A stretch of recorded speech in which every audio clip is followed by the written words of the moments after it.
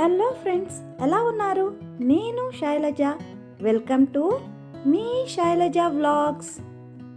ఈరోజు మన రెసిపీ చూడండి, ఎంత సూపర్ క్రిస్పీగా ఉన్నాయో. సూపర్ క్రిస్పీ గ్రీన్ చెక్కలు. ఎలాంటి ఫుడ్ కలర్స్ యూస్ చేయకుండా హెల్తీగా ఇలా సూపర్ క్రిస్పీగా చెక్కలు ప్రిపేర్ చేసుకుందాము.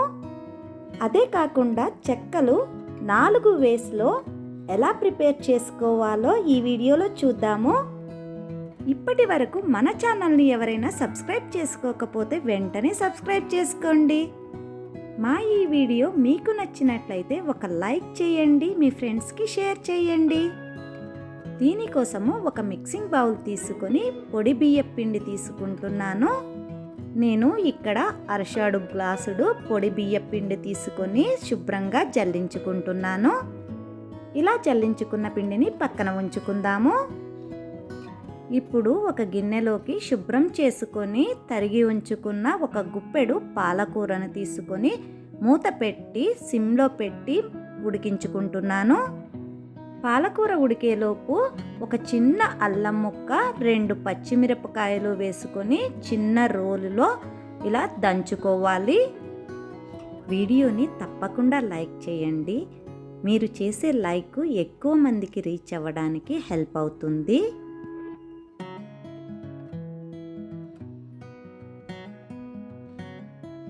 చూడండి, ఇలా మెత్తగా దంచుకొని దీనిని పక్కన ఉంచుకుందాము.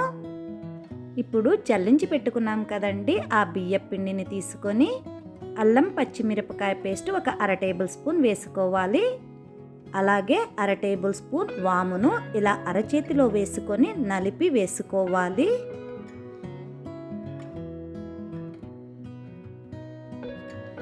దీనిలో అరగంట నానబెట్టిన పెసరపప్పును శుభ్రంగా కడిగి ఒక గుప్పెడు వేసుకుంటున్నాను.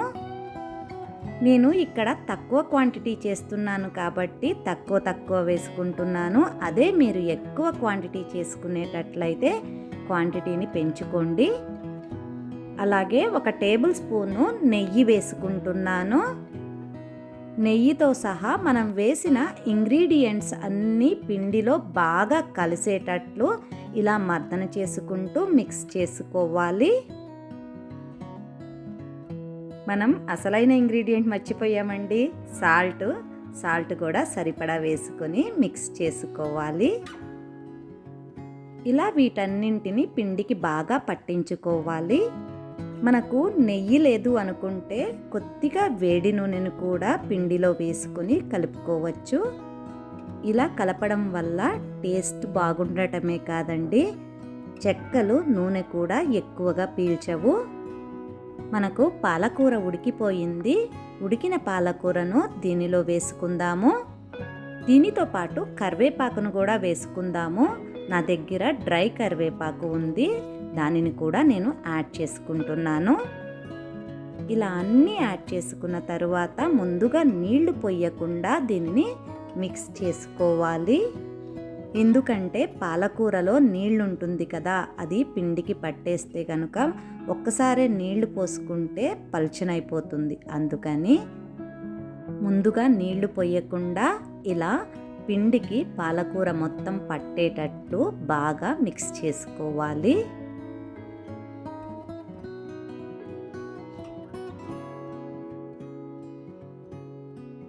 ఇప్పుడు కొద్దిగా నీళ్లు వేసుకుంటూ పిండిని బాగా దగ్గరగా వచ్చేటట్లు కలుపుకోవాలి.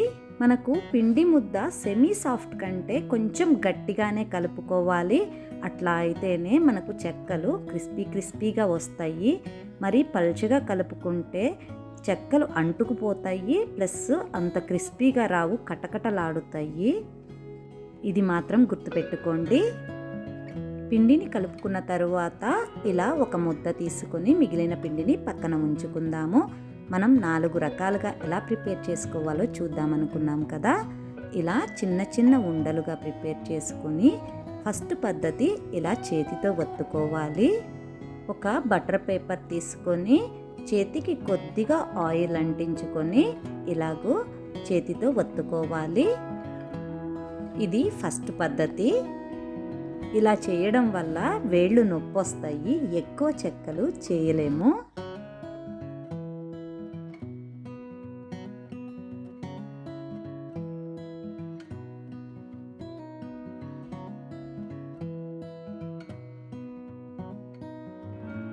ఇలా చేసిన వాటిని తీసి వేరొక ప్లేట్లోకి ఉంచుకుందాము. ఇవి పల్చగా వస్తాయి, కానీ టైం టేకింగ్, అలాగే చేతులు కూడా నొప్పి వస్తాయి. ఇప్పుడు రెండవ పద్ధతి చూద్దాము. ఒక పెద్ద ఉండ తీసుకొని దీనిని రౌండ్గా ఉండలాగా ఇలా చేసుకోవాలి. ఇలా రౌండ్గా చేసుకున్న దానిని బటర్ పేపర్ మీద పెట్టి ఇంకొక బటర్ పేపర్ తోటి ఫోల్డ్ చేయాలి. ఇలా బటర్ పేపర్తో క్లోజ్ చేసిన తరువాత చపాతీ కర్రతో ఇలా చపాతీలాగా రోల్ చేసుకోవాలి. దీనిని ఓపెన్ చేసి మనకు కావలసిన సైజులో సర్కిల్ షేప్లో ఉండే మౌల్డ్ తీసుకొని దీనిని కట్ చేసుకోవాలి. చెక్కలు చేసుకోవడానికి ఇది ఒక పద్ధతి. మనము పల్చగా రోల్ చేసుకుంటే పల్చగా వస్తాయి, మందంగా రోల్ చేసుకుంటే మందంగా వస్తాయి. మూడవ పద్ధతి చూద్దాము. బటర్ పేపర్ మీద ఇలా చిన్న చిన్న ఉండలుగా పెట్టి దీనిని మధ్యకి ఫోల్డ్ చేసుకోవాలి. దానిపైన మనము ఒక గిన్నె లాంటిది కానీ లేదా ఒక గ్లాస్ లాంటిది కానీ కింద ఫ్లాట్గా ఉండేది ఏదైనా పర్వాలేదు ఇలా పెట్టి ప్రెస్ చేస్తే చెక్క రెడీ అయిపోతుంది. ఇక్కడ నేను ఒకటి గ్లాస్తోనూ ఇంకొకటి గిన్నెతోనూ ప్రిపేర్ చేసి చూపిస్తున్నాను. మనం ఎలాగైనా ప్రిపేర్ చేసుకోవచ్చు. ఫస్ట్ టైం చెక్కలు చేస్తున్న వాళ్ళు కానీ బిగినర్స్కి కూడా ఇది చాలా యూజ్ అవుతుంది. ఇప్పుడు వీటిని తీసి వేరొక ప్లేట్లోకి ట్రాన్స్ఫర్ చేసుకుందాము. ఈ పద్ధతిలో కూడా చెక్కలు చాలా పల్చగా వస్తాయి. ఇప్పుడు నాలుగవ పద్ధతిలో చెక్కలు ప్రిపేర్ చేసుకుందాము. ఇది పూరీ ప్రెస్. దీనిలో బటర్ పేపర్ వేసుకొని కొద్దిగా ఆయిల్ రాసుకోవాలి.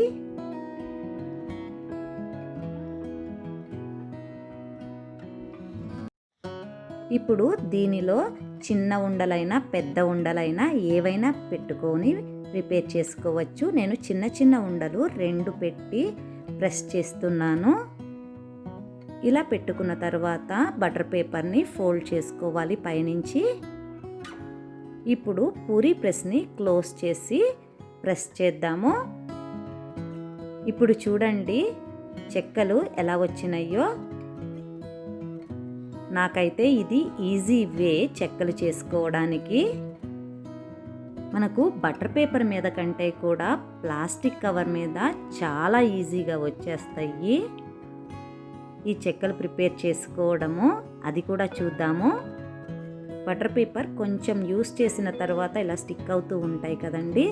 అదే ప్లాస్టిక్ పేపర్ మీద అయితే అస్సలు స్టిక్ అవ్వవు, ఎన్నైనా ప్రిపేర్ చేసుకోవచ్చు. చూడండి ఇలాంటి ప్లాస్టిక్ పేపర్ని ఒకటి తీసుకొని దానిపైన కొద్దిగా ఆయిల్ అప్లై చేసుకోవాలి. దీనిపైన మనకు కావలసిన సైజులో ఉండలు చేసి పెట్టుకోవాలి. అవి చిన్నవైతే నేను 3 చేస్తున్నాను, కొంచెం పెద్దవైతే 2 పెట్టుకోవచ్చు. పైన కవర్తో క్లోజ్ చేసుకోవాలి. ఇప్పుడు దీనిని పూరీ ప్రెస్ తోటి ప్రెస్ చేసుకుందాము. చూడండి చెక్కలు ఎంత చక్కగా వచ్చినాయో. ఇవి విరగవు, అలా అని చాలా పల్చగా కూడా వస్తాయి. నా ఎక్స్పీరియన్స్తో నేనైతే ఈ పద్ధతికి ఓటేస్తాను. అంటుకోకుండా కూడా చాలా ఈజీగా తీసుకోవచ్చు. ముందుగా ఒక బాణలు తీసుకొని దానిలో సరిపడా ఆయిల్ వేసుకొని బాగా కాగనివ్వాలి. బాగా కాగిన నూనెలో మాత్రమే ఇలా చెక్కలు వేసుకోవాలి. ఒకవేళ నూనె కనుక బాగా కాగకపోతే చెక్కలు అంత క్రిస్పీగా రావండి, కటకటలాడుతాయి. మనం 4 పద్ధతులలో చెక్కలు ప్రిపేర్ చేసుకున్నాం కదా. మీకు ఇంకా ఎక్స్ట్రా ఏమైనా తెలిసుంటే కనుక నాకు కమెంట్ సెక్షన్లో తెలియజేయండి, నేను కూడా తెలుసుకుంటాను. ఇలా సరిపడినన్ని చెక్కలు వేసుకొని మీడియం ఫ్లేమ్లో ఉంచి వీటిని వేయించుకోవాలి. ఇవి పల్చగానే ఉంటాయి కాబట్టి వేగడానికి ఎక్కువ టైం ఏమీ పట్టదు.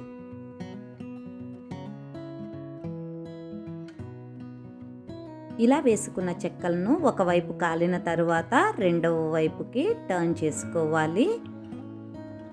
ఇలా రెండు వైపులా బాగా కాల్చుకుంటే చాలా క్రిస్పీగా నోట్లో వేసుకుంటే కరిగిపోయేటట్లు అంత టేస్టీగా ఉంటాయి. వీటిని డబ్బాలో పెట్టి స్టోర్ చేసుకుంటే నెల రోజుల వరకు కూడా ఆ క్రిస్పీనెస్ అనేది తగ్గదండి.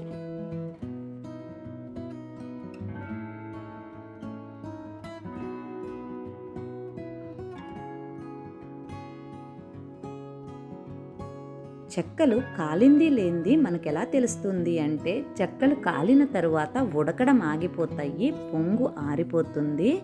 ఆ టైంలో మనం చెక్కలను తీసి వేరొక ప్లేట్లోకి ట్రాన్స్ఫర్ చేసుకోవాలి. మనం దీనిలో అన్ని హెల్దీ ఇంగ్రీడియంట్సే వేసుకున్నాము, ఎలాంటి హార్మ్ఫుల్వి వేసుకోలేదు. ఫుడ్ కలర్ కానీ మనకి హెల్త్కి హాని చేసే ఏ ఇంగ్రీడియంట్స్ ఇక్కడ యూస్ చేయలేదు. ఇప్పుడు రెండో బ్యాచ్ చెక్కలను కూడా వేసుకుందాము. చూడండి, నూనె బాగా కాలి ఉంది, అందుకే చెక్కలు వెయ్యగానే పైకి వస్తున్నాయి. ఒకవేళ నూనె కాగకపోతే కనుక చెక్కలు అడుగునే ఉండిపోతాయి. నిదానంగా కాలి పైకి వస్తాయి, అప్పుడు మనకు కటకటలాడతాయి చెక్కలు. ఇలా వెయ్యగానే కనుక పైకి వచ్చినాయి అంటే క్రిస్పీగా, చాలా సాఫ్ట్గా, చాలా అంటే నోట్లో పెట్టుకుంటే కరిగిపోయే అంత బాగా ఉంటాయి.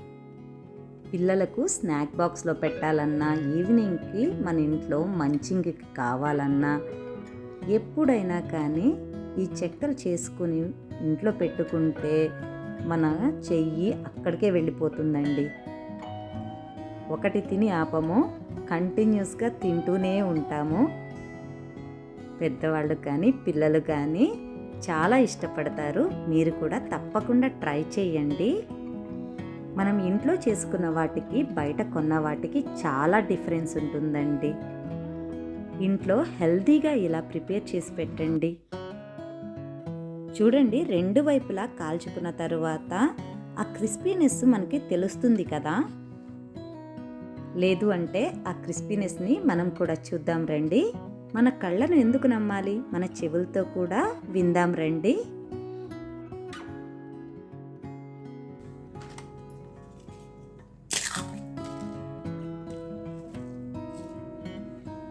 విన్నారు కదా ఎంత క్రిస్పీగా ఉన్నాయో. మీరు కూడా తప్పకుండా ట్రై చేయండి. మీకు ఎలా వచ్చిందో మాకు కమెంట్ సెక్షన్లో తెలియజేయండి. Please like, share and subscribe to our channel. Thanks for watching.